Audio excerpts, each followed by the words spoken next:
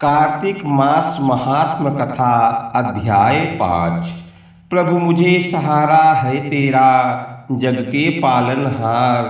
कार्तिक मास महात्म की कथा करूँ विस्तार। राजा पृथु बोले, हे नारद जी, आपने कार्तिक मास में स्नान का फल कहा है। अब अन्य मासों में विधि पूर्वक स्नान करने की विधि, नियम और उद्यापन की विधि भी बतलाइए। देवर्षि नारद ने कहा, हे राजन, आप भगवान विष्णु के अंश से उत्पन्न हुए हैं, अतः यह बात आपको ज्ञात ही है।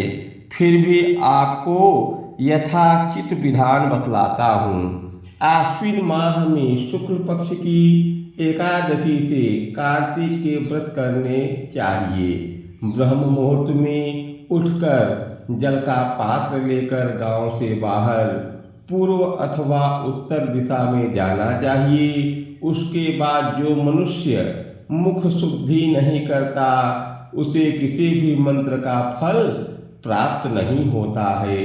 अतः दांत और जीभ को पूर्ण रूप से शुद्ध करना चाहिए और निम्नलिखित मंत्र का उच्चारण करते हुए दातून तोड़नी चाहिए। हे वनस्पतये, आप मुझे आयु, कीर्ति, तेज, प्रज्ञा, पशु संपत्ति, महाज्ञान, बुद्धि और विद्या प्रदान करो। इस प्रकार उच्चारण करके वृक्ष से 12 अंगुल की दातून ले। दूध वाले वृक्षों से दातून नहीं लेनी चाहिए।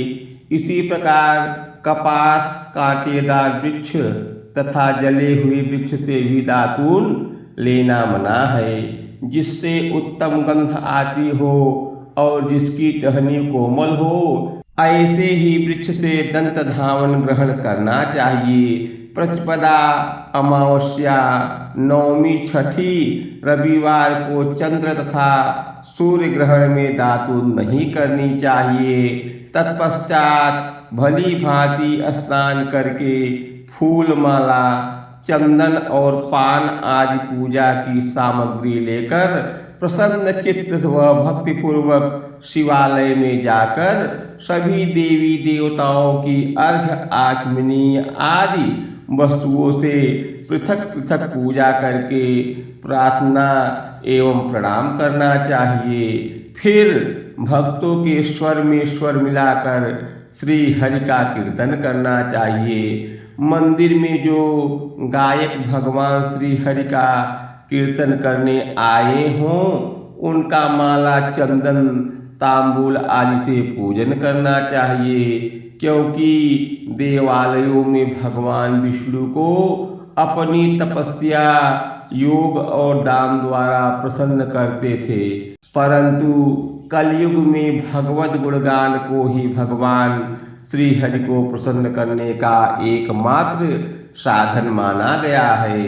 नारद जी राजा पृथु से बोले, हे राजन, एक बार मैंने भगवान से पूछा कि हे प्रभु, आप सबसे अधिक कहाँ निवास करते हैं। इसका उत्तर देते हुए भगवान ने कहा, हे नारद, मैं वैकुंठ या योगियों के हृदय में ही निवास नहीं करता, अपितु जहाँ मेरे भक्त मेरा कीर्तन करते हैं, मैं वहाँ अवश्य निवास करता हूँ। जो मनुष्य चंदन माला आदि से मेरे भक्तों का पूजन करते हैं, उनसे मेरी ऐसी प्रीति होती है जैसी कि मेरे पूजन से भी नहीं हो सकती। नारद जी ने फिर कहा, शिरीष, धतूरा, गिरिजा, चमेली, केसर, कंदार और कटहल के फूलों व चावलों से भगवान विष्णु की पूजा नहीं करनी चाहिए।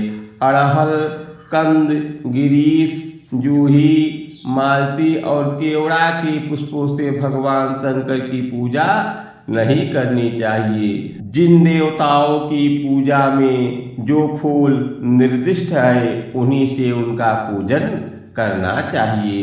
पूजन समाप्ति के बाद भगवान से क्षमा प्रार्थना करनी चाहिए, यथा, हे सुरेश्वर, हे देव, न मैं मंत्र जानता हूँ, न क्रिया, मैं भक्ति से भी हीन हूँ। मैंने जो कुछ भी आपकी पूजा की है उसे पूरा करे। ऐसी प्रार्थना करने के पश्चात साष्टांग प्रणाम करके भगवत कीर्तन करना चाहिए, श्री हरि की कथा सुननी चाहिए और प्रसाद ग्रहण करना चाहिए। जो मनुष्य उपरोक्त विधि के अनुसार कार्तिक व्रत का अनुष्ठान करते हैं वह जगत के सभी सुखों को भोगते हुए अंत में मुक्ति को प्राप्त करते हैं। बोलो वृंदावन बिहारी लाल की जय।